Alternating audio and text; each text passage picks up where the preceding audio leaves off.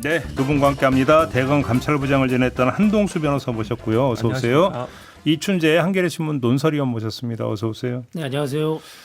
사법 문제가 너무 많아가지고 여쭤볼 게 많아서. 네, 그래도 질서 있게 파악하시고 담대하게 나가시면 될 것 같습니다. 질서 있게 해주시니까. 네. 그 한덕수 전 총리 공판에 최상목 전 경제부총리 그다음에 추경호 전 국민의 원내대표가 증인으로 출석을 했습니다. 네, 장면이 인상적이었는데 최상목 전 부총리는 선택적 기억을 하고 네.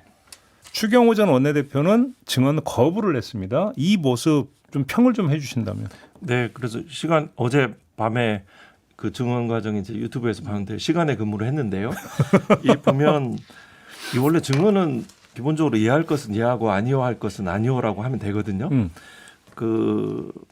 이 최상목 증언을 보면 제가 전체적인 총평 저의 느낌은 그 신빙성이 매우 약하고 내랑 가당과 직무유기에 관한 수사 혐의점들이 많이 있다 이런 느낌이 들고요. 그런 파악이 됐고 그다음에 추는 재판장이 뭐 당당하지 못하다 증언 거부권을 하지만 당당하지 못하다라는 건데 이거는 이렇게 약간의 중책이 상책 하책 중책 중에 중책이죠. 가만히 있는 거.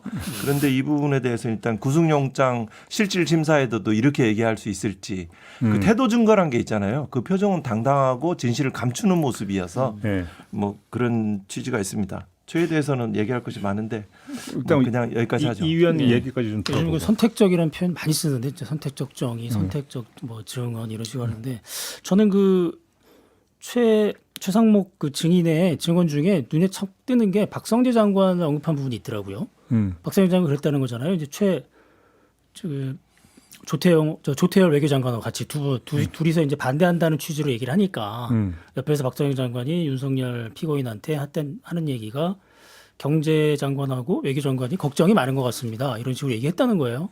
그 최상목 증언에 그런 내용이 있는데, 그러니까 그런 상황, 그 상황에서 이제 법무부 장관이 외교나 그 경제 쪽에서 걱정한다는 부분은 이게 당시 계엄할 상황이 아닌데 계엄을 함으로써 외교적으로 경제적으로 큰 문제가 있다 이런 걸 인식하고 있었다는 얘기잖아요. 그러니까 이 상황이 그래서 지난번에 또 이제 영장이 기각됐잖아요. 박성재 장관 그 부분을 거론을 하지 않을 수가 없는데 이런 여러 가지 정황들이 상당히 그 그 장관의 계엄의 불법성 또는 계엄이 맞지 않는다는 것들을 알고 있었다는 걸 다시 보여주는 정황 같아요. 근데 저는 제일 모호한 게 최상목 부총리 증언 보면서 처음에 할 때 누군가 기억이 안 나는데 누군가가 2번인가 3번 접힌 쪽지를 자기의 주머니에 넣어줬다 이렇게 얘기했잖아요. 네, 맞습니다. 근데 이번에 증언에 가서는 이제 거기 그 원본이 공개가 됐는데 형광펜이 그어졌어요. 거기서 형광펜 그어진 걸 본 것 같다고 얘기를 해요. 근데 2-3번인가 접혀져 있었는데 형광펜이 그어져 있었는지 안 그어졌는지 어떻게 알아요? 네, 맞습니다. 아니 앞뒤가 안 맞잖아요. 가장 기본적으로. 정말 이렇게 머리 좋은 그 화려한 그 경력을 가진 사람의 그냥 전모들을 온갖 기술을 다 보는 느낌이 들었는데요. 네. 뭐 사후적으로 인식했다는 등 뭐 여러 가지 뭐 근데 그 중에 좀 떠오르는 것은 그 당시에는 환율이 급등하는 상황이었기 때문에 그 비상계엄 관련된 윤회 조치에 대해서 생각할 겨를이 없었다는 취지로 제가 이해를 했는데요. 근데 그 재판장의 저는 이제 뭐 부장판사까지 재판을 해본 경험 그리고 무슨 탄핵 과정에서 여의도나 무슨 안국역 광화문 집회에 참가했던 어떤 국민의 마음으로 바라보면 그렇게 환율이 급등할 때는 이 당시에 1억 9,700여만 원의 미국 국채를 자기 했다는 거잖아요. 이해가 상반돼요. 그렇죠. 우리나라 환율이 안 좋아지면 자신의 이득을 받는 구조예요. 뭐 이런 구조는 왜 그렇게 국공채를 이해충돌 혐의가 있는 걸 왜 보유하고 있었느냐. 또 그리고 뭐 그 마은혁 그 헌법재판관을 임명하지 않았거든요. 그거는 헌법재판소 결정에 반하는 명백한 그 직무유기 문제거든요. 그것도 그렇고 상설특검 지체 없이 국회에 추천을 해야 되는데 그 절차를 안 했거든요. 그것은 왜 그랬냐. 그리고 그날 그거를 예산 프로세스 그 문건 있지 않습니까? 이른바 쪽지라고 좀 가치를 낮추어 본 그 공식 서면 전달받은 서면에 대해서 그 지시서죠. 거기에 대해서 예산 프로세스가 없는 조악하였다라고 표현을 하는데 그거는 그 예산에 대해서 가장 전문가니까 어떻게 해야 될지 쫙 그려지잖아요. 과정과 주체 방법 어떻게 자금을 조달할지 다 머릿속에 금방 떠오르는 사람이 조악하다라고 표현하고 그다음에 당일날 있었던 F4 회의에 대해서는 사실 그 소규모의 4사람의 것들은 서로 입을 맞추면 되거든요. CCTV도 없으니까 여러 가지 진실 탐구 영역에 대해서 재판장님께서 한번 직권신문은 되게 상급심에도 보는 중요한 지점이니까 네. 한번 좀 물어보셔서 기록에 남기셨으면 지금 물론 이제 절차를 완전히 숙지하고 그 엄정한 재판 언행을 한다는 점에 국민의 마음을 지기현 판사와 대비돼서 네. 마음에 많은 위로와 신뢰를 주고 계시진 하지만요. 네. 지금 진실탐구 영역과 갑자기 지난주 수능이 생각이 나네요. 수험생들은 언어 영역, 수리 영역을 공부하고 사회인들은 진실탐구 영역을 공부해야 되는 네, 네. 사실은. 맞는 네. 말씀이에요. 그죠? 네. 아니 그리고 그래서 이게 지금 잠깐 하면 그 캐대언의 그게 가사 중에 No fears, no ries가 있어요. 이 거짓하는 공직자들, 개인의 이익을 탐하는 공직자들은 국민들은 그렇지 않은데 거짓과 두려움은 우리들이 인생을 걸쳐서 극복해야 될 맞아요. 민주의 적이기도 합니다. 맞아요. 네, 지난 주말에 그 박성재 전 장관의 영장이 재청구한 게 기각됐을 때 그때 이제 여러 얘기들이 나왔거든요. 그 전에 이제 뭐 여러 아마 들으셨을 거예요. 음모론적인 얘기들이 많았는데 수원지법 3인방 영장 전담 판사들 이런 문제가 정말 처음에 그런 얘기 나왔을 때는 아이 설마 그렇게 했겠느냐라고 해였는데 결국은 그 세 분의 영장 전담 판사들이 지금 여태까지 기각한 걸 보면은 뭔가 이제 방향성이 있어 보이는 것 같아서 저번에 그 네. 변호사님 그 말씀 하셨잖아요. 그렇죠. 네, 네. 그런 그 구조가 부분들이. 이제 대법원 이제 대법관들 비롯한 이제 고위 관계자들 대법원장 비롯한 네. 구조가 똑같기 때문에 각 기능적 행위 지배일 수도 있고 역할 분담이 있고 각자 처한 위치에서 그 비상계엄 포고령에 협조하는 내란 동조 행위들이기 때문에 그거 구조가 같기 때문에 그걸 길목에 대해서 이제 그렇죠. 그래서 네. 또 나오는 얘기가 이제 인식을 할수 박성재 장관의 영장을 저렇게 발부를 막는 이유가 혹시라도 그 대법원도 지금 그 당시에 비상계엄 이후에 조희대 대법원장 주재한 회의를 했잖아요. 네네. 그다음에 이제 아, 네, 그렇지. 연결이 그렇게 된다. 네, 그래서 이제 박성재 장관 네네, 그 영장을 말씀입니다. 기각을 하는 이유가 당시 이제 법무부는 비상계엄 후속 대책 회의를 했지 않습니까? 그죠? 거기에 이제 유역 감찰관은 아예 못 하겠다고 뛰쳐나온 거고 나머지 사람들은 후속 대책을 다 했단 말이에요.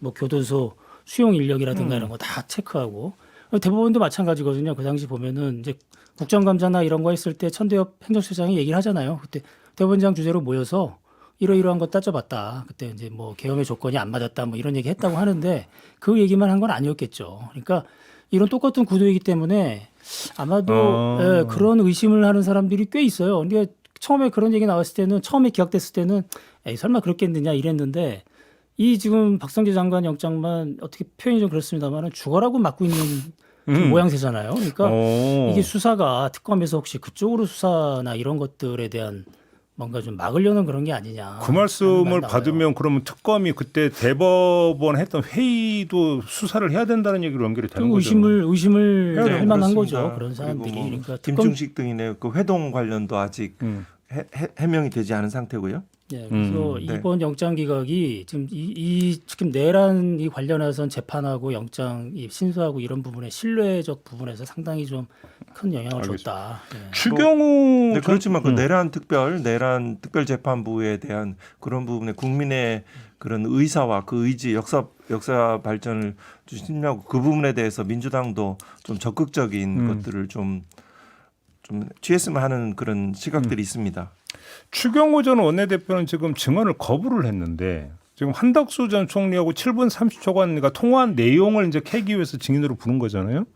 그런데 그 한덕수 전 총리와 통화에서 계엄 해제와 관련해서 뭔가 이야기를 하지 않았다면 증언 거부를 할 이유가 뭐가 있나요? 오히려 그걸 더 어필해야 되는 거 아닌가요? 그렇습니다. 그러니까 이제 말씀드렸듯이 죄가 있어서 죄를 감추려고 그러니까 진술의 태도는 물론 제3자의 재판이라고 보고 증언 거부권은 좀 될 수가 있겠지만 막상 구속영장 실질 심사 단계에서 그런 식으로 한다면 그 전체적인 취지가 심증에 불리한 영향을 미칠 수 있는 거죠. 네.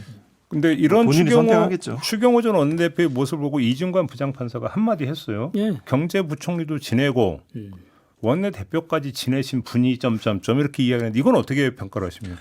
그게 이제 아까 표정과 태도와 동작들의 그 태도 증거들이 이렇게 오랫동안 재판해 본 사람이면 알거든요. 저건 거짓이다. 심지어 통화 내용 이런 것들 제시하면 있냐 그러니까 뭐 동일한 취지로 뭐 구속영장이 포괄적으로 있기 때문에 뭐 딱히 진술을 거부합니다. 같은 취지로 거부합니다. 동일한 취지로 거부합니다.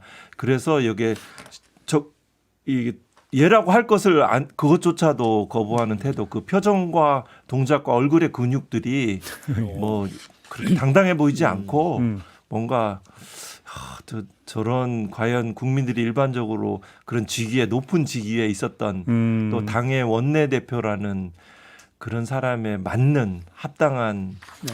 언행인가 싶은 의문은 가지고 있었던 것 같습니다. 알겠습니다. 특검 쪽에서는 이게 뭐 영장 발부 여부를 떠나서 뭐 추경호 원내대표까지 다 나중에 재판을 해보면 이거는 무죄를 쓸 수 없다. 뭐 이렇게 자신하는 것 같아요. 특검 쪽에서는 그래요. 재판을 해보면 근데 영장이 나올지는 또 봐야 되니까. 봐야 되니까 또 그래도 특검의 취재원들이 좀 있으신가 보네요. 네. 기자들이 많이. 네네. 알겠습니다. 다음 문제로 좀 넘어갈게요.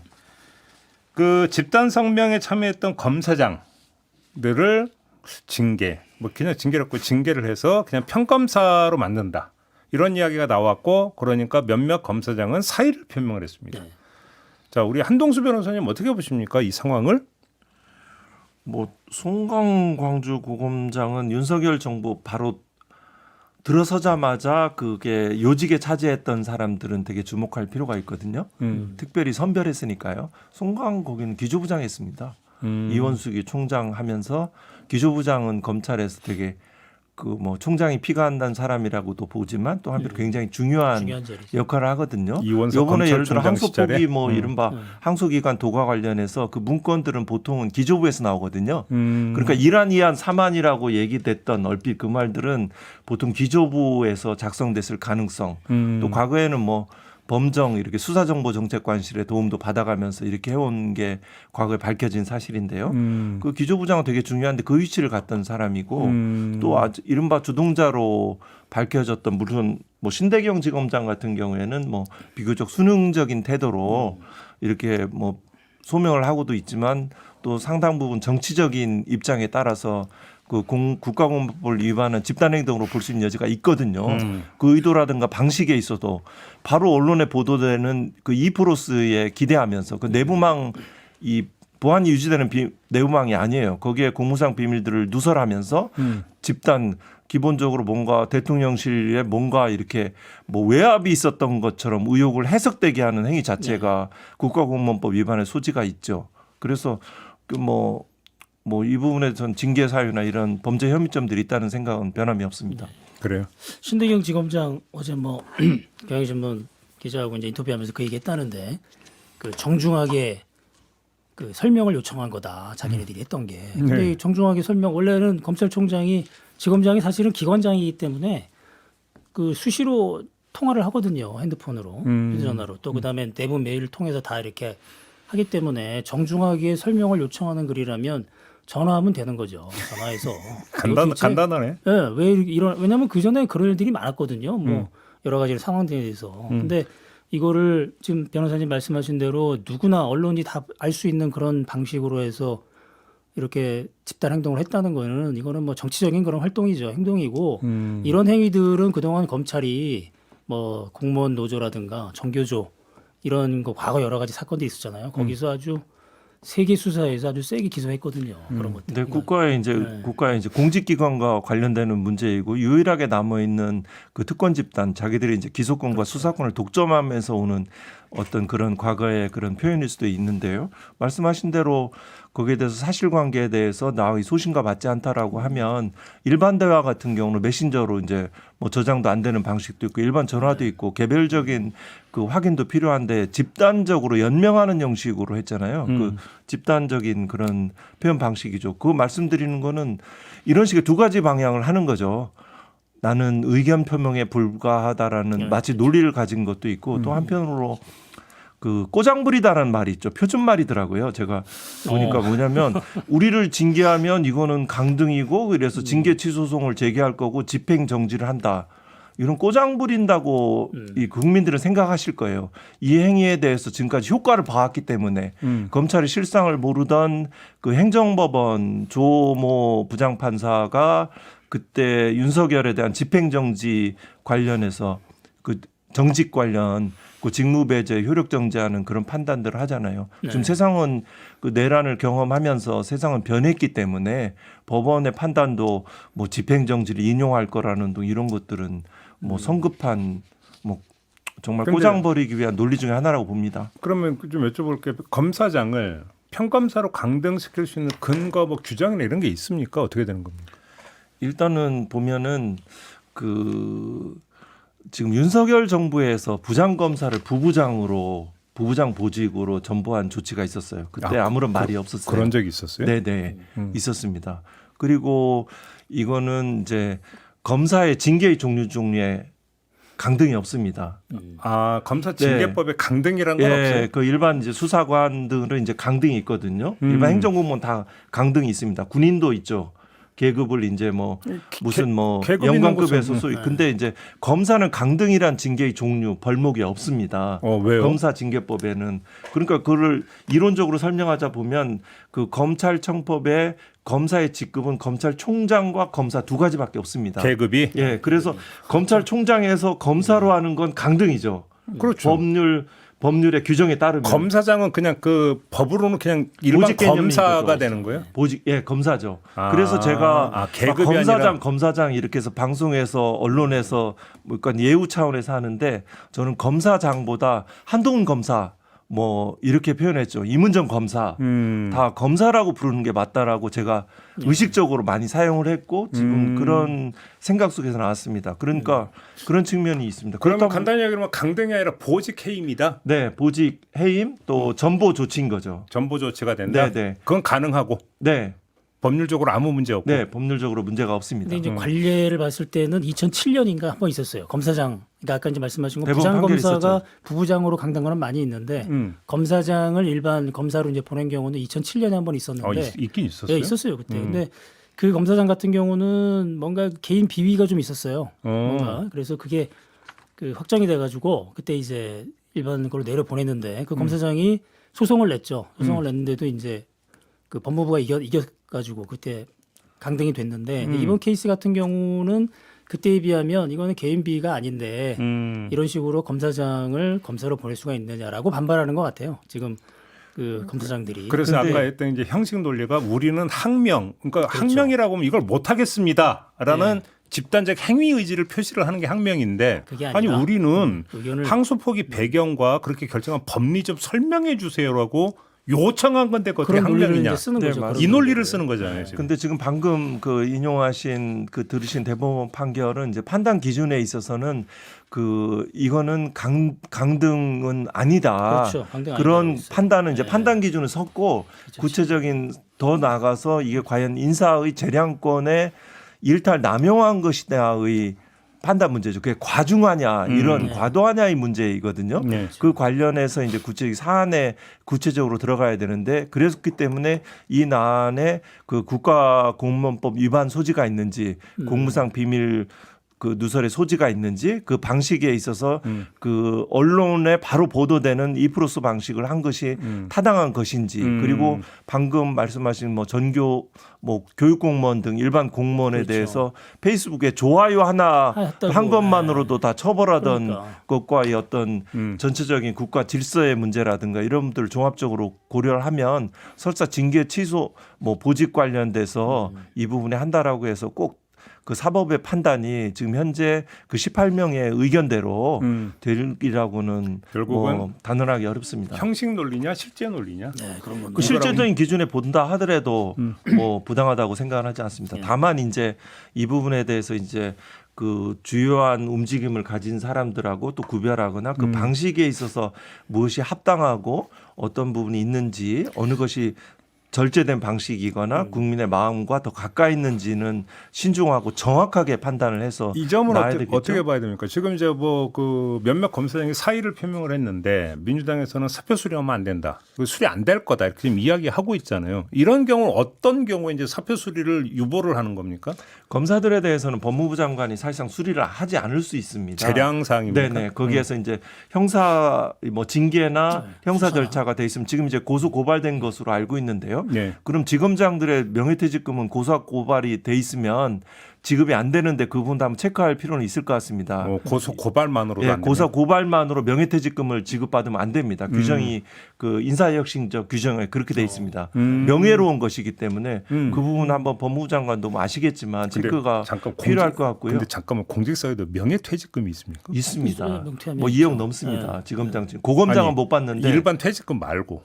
네, 명퇴할 때 예, 명예롭게 그간 많이 네. 뭐 해서 이제 은사 개념 내지는 그래요? 조직의 활성화, 승진 적재를 해소한다는 개념을 하죠. 퇴직금 말고 명퇴금이 또 따로 있어요? 있습니다. 야, 처음 알았네 오늘. 네네. 아 그래요? 네. 야. 뭐 그만큼 또 국가 재정은 또 예. 그래서 막 그런 뭐 이런 검사들 뭐 얼마 안 되니까 그냥 나간다 그러면 빨리 그냥 내보내자는 관점도 좀 있고요. 네. 사실 이 징계 뭐 이 검사들에게 틈을 주면 내년 지방선거까지 일부 정치적인 검사들이 포함된 건 확실하니까요. 지방선거까지 이제 보수 언론과 같이 이제 계속 이거를 가지고 그 빈틈을 파고들면서 온통 나라를 정치행위화 할 것이니까요. 이 부분은 엄정하게 뭐 대처하는 과감하게 대처하는 것이 뭐 특검이든 뭐든 해서 하는 것이 좀 맞다라고 생각하고는 있습니다. 뭐 그와 관계없이 한 1년 정도 못 버티고 다 나갈 겁니다. 그렇죠. 결국은. 네. 이게 검찰의 이제 고질적인 것들인데 이런 집단항명이 이 검사장들이 이제 이렇게 한 거는 이렇게 집단 행동을 하고 나서 나가면 자기 영업에 많이 도움이 돼요. 아, 나 그게 이해가 안 돼. 왜 도움이 돼요, 그게? 검찰 입장에서 검사들 입장에서 수사 단계에서 이제 많이 저 선배님이 우리 조직을 위해서 이렇게까지 하고 갔으니까 좀, 그러니까 좀 봐줘야 된다. 그런 식이에요. 이런 식으로 그러니까. 한다. 예. 그 야. 모든 검사들이 자기가 기존에 해오던 보안수사권을 폐지한다면 정성호 그렇죠, 이제 그게 걸리는 법무부도 거죠. 보안수사권 유지 개념이었거든요. 국민의 입장에서는 굉장히 지체되고 검사들의 시각에 경도된 이런 관점을 취했는데 어느 검사가 자기 조직의 기존에 해오던 수사권을 여러 가지 이유로 그거를 폐지되는 걸 바라겠어요. 네. 마지막으로 검찰 관해서 이제 그 구자연 총장 대행이 이제 새로 임명이 됐습니다. 네. 어떻게 평가하십니까, 이 인사는? 뭐 구자연 검사는 뭐 노만석 대행보다는 정적인 성격은 좀 약하죠. 그래요? 예, 정적인 약하고 뭐 또 뭐 표현에 대해서 조금 절제할 줄은 아는 것으로 이제 지금까지 행위를 보면 알 수 있는데 다만 이 부분도 역시 한동훈 법무부 장관은 되게 인사를 되게 정밀하게 했었거든요. 법무부 장관의 그 민정수석 기능까지도 자기가 다 가져오면서 했잖아요. 그렇죠. 많은 정보들을 가지고 있었죠. 그래서 아주 양질의 그 국가에 대한 봉사자로서의 자세를 가진 사람들이 아예 임명이 지원을 안 하는 사태까지 됐죠. 벌어질 수 있죠. 그럼 나라가 이렇게 후퇴하는 지름길인 거죠. 그죠? 그런데 이때 대전 고검 차장을 했어요. 고검장 없이. 구자연 대행이. 예, 그러니까 바로 일정 정도 그 보호가 된 거죠. 뭐 그런 관점에서 그 사람의 포지션들은 어느 정도 예측은 할 수 있을 것 같습니다. 오케이. 네. 요 얘기까지 좀 가겠습니다. 상설 특검이 출범을 했습니다. 네. 자, 이제 그 관본권 띠지 분실 사건 오고 쿠팡 이제 퇴직금 사건 봐주기 의혹 이 두 가지 이제 수사를 하게 돼 있는데 그 특검은 좀 아세요? 변호사님은? 뭐 개인적인 그런 것들은 제가 알지 못합니다. 네, 그냥 언론에 인터넷상으로 뭐 네. 경력을 간단하게 언론 확인해 보도만 보죠. 본 거. 네네. 언론에 노출이 많이 된 검사는 아니에요. 그러니까 뭐 옛날에 뭐 이렇게 큰 뭐 언론에 보도될 만한 그런 수사를 한 네. 그런 이력은 없는 것 같은데. 네. 예, 그래서 근데 이제 뭐 지방자치단체라도 서울시 이런 그 지자체 이런 쪽에 자문 같은 거 활동 많이 하고 이제 이런 걸로 좀 많이 알려져 있더라고요, 이분이. 그래요? 예, 근데 모르겠어요. 이 특검에서는 어떤 그게 연결이 되는지 모르겠으나 지금 이제 특검 특히 관본권 같은 경우는 지금 검찰 쪽에 그 주장하는 게 지난번에도 한번 말씀드린 거 있는 것 같은데 이게 관본권이라는 게 이제 한국은행에서 나오는 거 시중은행으로 갈 때 쓰는 관본권인데 거기에 있는 정보만으로는 이게 이제 시중으로 어느 시중으로 갔느냐 그 정보에는 그게 안 담겨 있다. 그 관본권 띠지에는 그런 얘기를 이제 하면서 자기네들이 그 당시에 그 건진법사 어디서 압수를 했을 때 사진을 다 찍어놨다. 근데 만약에 우리가 그 관본권 띠지나 이런 것들을 고의로 없애려고 했다면 그 수사 기록에 그 사진이나 이런 걸 왜 첨부했겠느냐. 말 그대로 이렇게 실수다. 이제, 실수라고 지금 계속 주장하는 것 같아요. 그러니까 이 상속특검 쪽에서 그런 부분을 좀 해소를 빨리 할 필요가 있을 것 같습니다. 보니까. 네, 저는 뭐 대검 감찰부로 이제 각종 비위와 이제 사무 감사를 해본 경험에 비추면 검찰 수사관들에 있어서는 상당히 어떤 그 공정성과 전문성의 부분에 대해서 그 상당수 많은 그 수사관들이 재직하고 있는 것으로 그렇게 알고 있고요. 그리고 이 상설특검 관련해서는 그 추천위원회가 이제 법무부 차관, 뭐 법원행정처, 뭐 이렇게 당연직 대한변협회장 당연직 위원이 3명이 있고 또 그 다음에 그 국회의장이 추천하는 사인이 있습니다. 두 사람 다 그 상당히 고경력의 검찰 출신들 변호사들이 된 걸로 봐서 네. 애초에 기준들이 검찰 출신이어야 된다. 그리고 상당히 좀 연속 기수가 높은 그런 검사로 해야 된다는 측면들을 한 것 같은데요. 전체적으로 보면 나중에 어떠한 파견 검사가 글로 가는지 그리고 그렇죠. 그 새롭게 되는 수사관들이 더 중요할 것 같습니다. 이 부분을 살펴보면 이게 좀 약간 딜레마가 있네요. 이게 이제 검찰 내부의 속사를 잘 알아야만 수사를 잘할 수 있다라는 측면도 있고.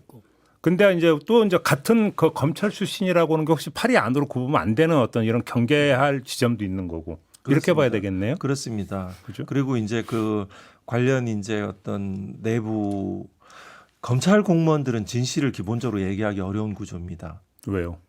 하면 불이익이 너무나 많습니다. 조직 안에서. 조직 안에서 인사상 구체적인 뭐 따돌림도 존재할 수도 있고요. 이 조직은 영원하고 정말 이 정권은 역사적 경험이 계속 뭐 연속되거나 또 바뀌거나 이런 형태로 와 있기 때문에 검찰 조직은 더 오래 남는 자기의 일터 직장이기 때문에 여기다 진실을 얘기하는 것은 정말 소중하고 용기 있는 목소리입니다. 마지막으로 하나만 여쭤볼게요. 이제 어제 이제 오후에 나온 소식이 국회 법사위원인 서영교 민주당 의원이 점심 식사를 했는데 대한변협회장과 또 한 명이 있었는데 그 사람이 쿠팡 상무였다. 네. 보셨죠 뉴스? 네. 지금 조금 전에 이제 제가 그거 확인했는데요. 그거는 그 쿠팡 상무이사는 이제 사표를 내고 지금 대한변협의 정무이사 자격으로 변협 이사라고 하더라고요. 그러니까 대한변협의 어떤 임원진 그 정무이사는 이제 국회 상대하는 그런 역할일 것 같은데요. 대한변협회장하고 그 3인의 점심회동이었을 거라고 이제 점심 먹었대요. 확인이 됐습니다. 그걸 뭐 약간의 의도적인 뭐 쿠팡이 원래부터 이게 좀 그 대관 업무가 센 그 회사예요. 대관이라는 표현이 저는 그래요? 말씀드렸잖아요. 국회, 예. 법조 이쪽 상대로 로비를 아주 잘하는 그런 조직이거든요. 쿠팡이. 쿠팡 초대이사가 이제 김앤장 출신 변호사가 초대이사도 했었고 초대 그랬나요? 대표이사가 그래서 그 앞으로 이 특검 이거 상속특검 할 때 아마 상당한 그런 로비를 많이 할 거예요. 쿠팡 그러니까, 쪽에서. 네, 상속특검 되게 그런 걸 좀 조심해야죠. 그 사내 변호사들도 변호사 자격이 있으니까 이렇게 대한 변호사에서 활동을 상당히 많이 합니다. 아, 그 문제가 좀 있겠네요, 진짜로. 사내 변호사들이 네네. 그 대한 변호사협회 회원일 수도 있는 거죠. 회원입니다. 네. 회원이어서 회원입니다. 그리고 이제 그 임원진도 겸직합니다. 그리고 사내 변호사의 역할도 이제 중요한 그 하나의 뭐 이런 역할을 담당하면서 권장하고 그 활동들이 상당히 좀 이루어집니다. 그러니까요. 변호사 아니, 영업 활동하고도 관련될 수도 있고요. 대한변협은 상설특검 추천 주체 중에 하나잖아요. 그렇죠. 그렇습니다. 근데 그 추천 주체의 이사가 쿠팡 상무, 이건 또 어떻게 봐야 되는 겁니까? 이렇게 돼버리면? 부적절하죠. 그 검찰의 뿌리는 깊고 기득권의 뿌리는 곳곳에 퍼져 있습니다. 세상 그렇게 빨리 변하지 않습니다. 그러니까. 각종 위원회 그러니까. 상당히 많이 있습니다. 진짜로 뿌리가 깊다라는 표현이 딱 맞는 것 같아요. 그렇기 때문에 너무 성급하게 조급하게 다 해결하려고 하는 관점보다 할 수 있는 데까지 하고 네. 그렇지만 결국은 해결될 것이다. 라는 낙관. 아니 그거는 뭐 그걸 낙관론이라고도 볼 수 있지만 그렇죠. 세상의 좋은 진리는 또 그렇다는 믿음이 있습니다. 세상은 앞으로 나아간다라는 나아갑니다. 낙관. 그죠? 네, 우리나라는 특별히 그렇게 나아갑니다. 알겠습니다. 네. 다룰 이야기가 좀 더 있었는데 시간 관계상 네. 오늘은 여기까지만 해야 될 것 같습니다. 네. 두 분 수고하셨고요. 저도 물러가겠습니다. 네, 고맙습니다. 감사합니다. 고맙습니다.